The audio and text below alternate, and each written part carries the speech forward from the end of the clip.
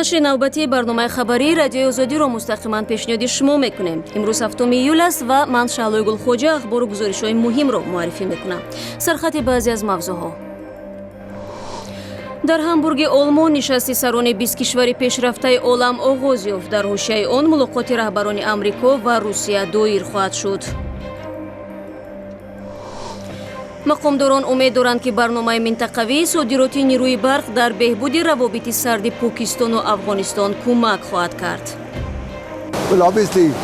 تاجیکستان می تواند در استقرار صلح در افغانستان نقش مؤثری داشته باشد. همچنین این کشور می تواند در بهبود روابط میان پاکستان و افغانستان مساعدت کند. مسئولان ضرر از سوختار در بازار کاروان دوشنبه را برطرف دارند، ولی زیان تاجران را کی جبران خواهد کرد؟ اندازه نمیگرفتن تقریبا 5-6 ماه، بعدی 5-6 ماه که باز با خود می اومدیم خیلی با دوام میدادیم، اندازه میسپردیم. نصف روزی جمعه در شهر همبورگ صدر اعظم آلمان انگلا مرکل سران کشورهای عالم را که برای شرکت در نشست گروهی 20 گانه بزرگ به این کشور تشریف آوردند به حضور پذیرفت. قرار است در حاشیه نشست ملاقات پرزیدنت آمریکا دونالد ترامپ با رئیس جمهوری روسیه ولادیمیر پوتین دایر شود. فعالیت‌های مسکو روی معرکه پیش از انتخاباتی ترامپ سایه افکنده بود و حالا پرزیدنت آمریکا تلاش میکند با پوتین در مسائل سوریه، اوکراین، کیبرحمله‌ها، آزمایش موشکی بین قوروی کره شمالی و مبارزه با تروریسم به اتفاق نظر دست یابند. در تاجیکستان باشد شام دیروز همایشی چهارگانه کسازور در بوستانسرای پرزیدنتی پوغوس واقع در دره ورزا پایان یافت. در این همایش که با میزبانی امام علی رحمان برگزار شد، رئیس جمهوری افغانستان و نخست وزیران پاکستان و قرقیزستان شرکت داشتند. سران کشورها هدف همایش را دریافت اعتماد همدیگری برای ادامه کارهای بنیادی طرح کسازور ارزیابی کردند. تاجیکستان میگوید که کارهای تدارکاتی برای بنیاد خط انتقال نیروی برق از قرقیزستان و تاجیکستان به افغانستان و پاکستان در ماه می سال جاری شروع شد، اما روند این کارها در مجموع به کندی پیش می رود. در این همایش مشکل اصلی در آغاز ساختمان و ادامه طرح به وضع ناامنی سیاسی در افغانستان ربط داده شد. در حاشیه نشست پوغوس با استفاده از فرصت همکاری ما مردان محمد از سرتاج عزیز مشاور سروزیر پاکستان پرسید که تا کجا کفالت امنیتی برای انتقال نیروی برق از آسیای مرکزی به پاکستان توسط افغانستان امکان پذیر است. با اندیشه من طرح انتقال نیروی برق کسازور در راه همکاری ها در بخش انرژتیک خیلی مهم است. بعد این ترتیب کشورهای آسیای مرکزی با آسیای جنوبی در بخش تجارتی بلکه انرژی نیز همکاری خواهند کرد.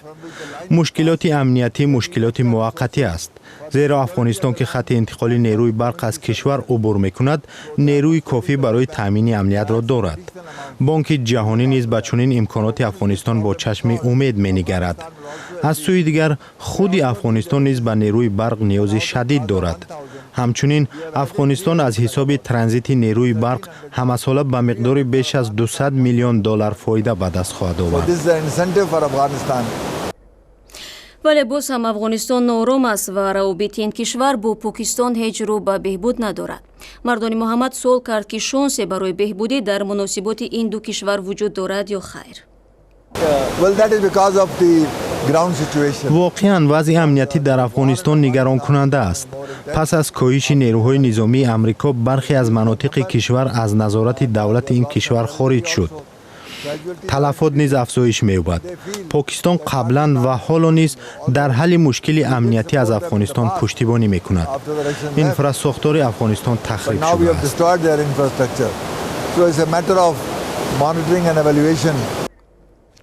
سال بعدی همکاری ما این بود که آیا ملاقات رهبران سه کشور می‌تواند به بهتر شدن وضع امنیتی در افغانستان مساعدت کند؟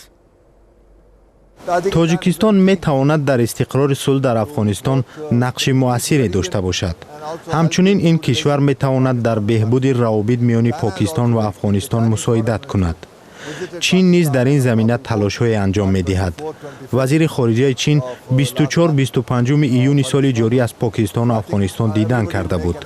کشورهای زیادی برای بهبود روابط و عدم تفاهم میان پاکستان و افغانستان تلاش دارند.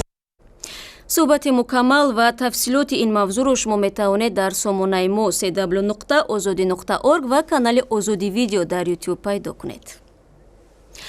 бо гузашти чанд рӯз аз оташсӯзӣ дар бозори Корвони шаҳри Душанбе, маъмурияти ин бозор мегӯянд тақрибан нисфи корҳои барқарорсозӣ анҷом шуданд. сӯхтори шаби 2 июл беш аз 280 дукони молро ба коми худ бурд. барои соҳибкорони зарардида танҳо бунёди дуконҳо ҳалли масъала нест. онҳо тақозо доранд ки мақомот дар ин замони мушкил дасташонро бигиранд. баъди 4 рӯзи сӯхтор дар бозори Корвони шаҳри Душанбе ҳанӯз ҳаҷми зарар ва омилҳои сӯхтор пурра муайян нашудаанд. масъулини бозор мегӯянд давоми ин рӯзҳо аллакай қариб 50% корҳои барқароркуниро анҷом доданд ва дар ҳафтаҳои наздик мағозаҳоро дубора ба соҳибкорон месупоранд. ҳоло мо дар он қисмати бозори Корвон қарор дорем ки 4 рӯз пеш бар асари сӯхтор нобуд шуда буд. дар ин қисмат асосан қисмати фурӯши пояфзол фурӯшӣ буд. ба таъкиди раҳбарияти бозор, корҳои барқароркунӣ зери назорати шахсии Рустем Эмомалӣ, шаҳрдори Душанбе ҷараён дорад. Фозилбек Сатторов 56 сол дорад ва 15 солбоз дар бозори Корвон бо 2 писараш тиҷорат мекунад. Фозилбек фурӯшандаи пояфзоли занона мебошад. мо дертар фаҳмидем, омадем ки кормандони оташфишонӣ мошинҳошон даромада оташа хомӯш карда истода буданд. кормандони оташфишонӣ намемонданд ки даромада бор гирем аз он хотир ки шояд мо ҳам дар оташ месӯхтем. шумо тақрибан чӣ қадар бортон ҳамонҷо сӯхт? ягон 25-30 ҳазор сомон да бор буд. ин соҳибкори бозори Корвон мегӯяд сармояи дар сӯхтор нобуд шудааш натиҷаи заҳмати 15 солааш буд ва ҳоло намедонад аз куҷо маблағ пайдо карда тиҷораташро дубора ба роҳ монад. ҳукумат андоза ақаллан як 4-5 моҳ ё 6 моҳ андоза чӣ мекардан намегирифтан ки то мо ба худ омадан ҳамун кора андоза намегирифтан. тахминан 5-6 моҳ баъди 5-6 моҳ ки боз ба худ меомадем бо давом медодем, андоза месупурдем. як комиссияи махсус дар назди ҳукумати ноҳияи Фирдавсӣ таъсис ёфтааст ки ҳаҷми зарарро муайян хоҳад кард. дар асоси дастури шаҳрдори Душанбе соҳибкорони зарардида аз пардохти иҷорапулӣ ва чеки ҳаррӯза озод шуданд. маъмурияти бозори Корвон мегӯянд масъалаи озод кардани соҳибкорони зарардида аз андоз дар асоси қарори рақами 451 ҳукумати Тоҷикистон дар баррасии кумитаи андоз қарор дорад. инчунин масъалаи тамдид кардани қарзҳои бонкии соҳибкорон низ дар асоси дастури Рустам Эмомалӣ дар ҳоли баррасӣ аст.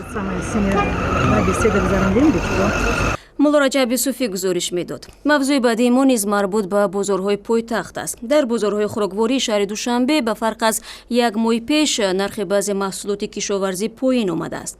сокинони пойтахт аз андаке арзонтар шудани баъзе меваву сабзавот хушҳоланд, аммо мегӯянд нархи маҳсулоти аввалияи ғизоӣ ҳамчунон баланд боқӣ мемонад.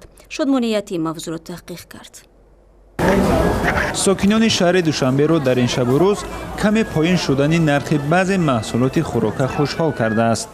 аз тарафи дигар онҳо аз он нигаронанд ки арзиши дигар маҳсулоти аслӣ ки ҳоло ҳам дар бозорҳо баланд аст давоми сол арзон намешавад. тарбуз харбуза арзон шуда рафтаист ба назартон ҳамин шабу рӯза бояд кадом маҳсулотҳо арзон бошад? ҳамин пёсхати картошка дига чи одама зиндагӣ шавае ҳамидо камака тамом дига ич арзон нашуда. бодиринг ин домаду 50 дирам да ғалтагӣ буд. ҳозир бо 2 сума. ба фарқ аз як моҳи пеш нархи баъзе маҳсулоти хӯрока дар бозорҳо каме поин шудаанд. масалан килои помидор ки дар рамазон то 7 сомонӣ буд ҳоло то 2.5 сомонӣ поин шудааст. мевагӣ, сабзавот ва полезӣ ҳам ки мавсими ҷамъоварияшон аст арзон шудааст. дар бозорҳои пойтахт як тарбуз аз 3 то 10 сомонӣ ва харбуза аз 3 то 8-10 сомонӣ вобаста ба ҳаҷми он фурӯхта мешавад. нархи картошка, пиёз ва сабзӣ ки аз маҳсулоти аввалияи ниёзи мардум ба ҳисоб меравад ҳамоно гарон аст. ҳарчанд килои картошкаро дар растаҳои захираҳои бозор 3.5 сомонӣ мефурӯшанд, вале савдогарони инфиродӣ ин маҳсулотро аз 4.5 сомонӣ 1 дирам ҳам кам намекунанд. сабзе ки мардум онро зиёд истифода мебаранд, дар чанд соли ахир инқадар боло рафтани нархи онро касе ёд надорад. соли гузашта раиси ҷумҳур аз гарон шудани нархи сабзе ки то 1 сомонӣ расида буд нигаронӣ кард. ҳоло ин маҳсулот 3 сомонӣ аст. масъулони бозорҳо сабаби аслии гаронии нархи маҳсулотро ба ҳосили ками имсола рабт медиҳанд. истеҳсоли ҳамин кашка воридоташ нисбати соли гузашта камака коҳиш ёфтааст. якумаш, дуюмаш ҳамин ки баҳор дер омад, сеюмаш ҳамин ки ҳосили ҳамон худи кашкам нисбати соли гузашта истеҳсолаш камтар шудааст.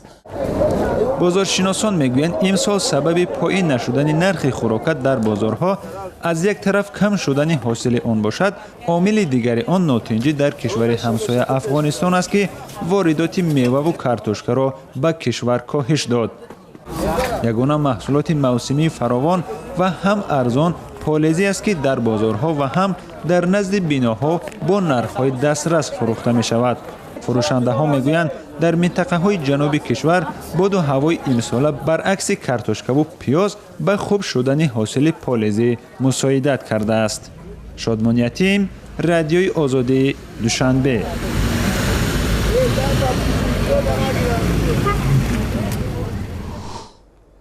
як зебосанами тоҷик ахиран аз озмуни зебоӣ аз Сеули Корея бо тоҷ баргашт. Зулайхо Нусироваи 28 сола ва модари 2 фарзанд мегӯяд, ин пирӯзӣ барояш ғайриинтизор буд, ҳарчанд барои расидан ба он роҳи тӯлониро пушти сар кард.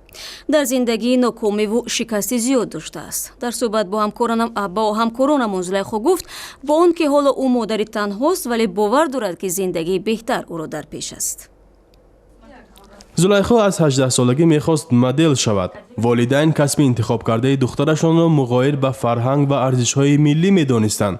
аз ин рӯ баъди хатми мактаб чун аксари ҳамсолони дигараш бо номи ба қавли онҳо шоиста мебоист шавҳар мекард.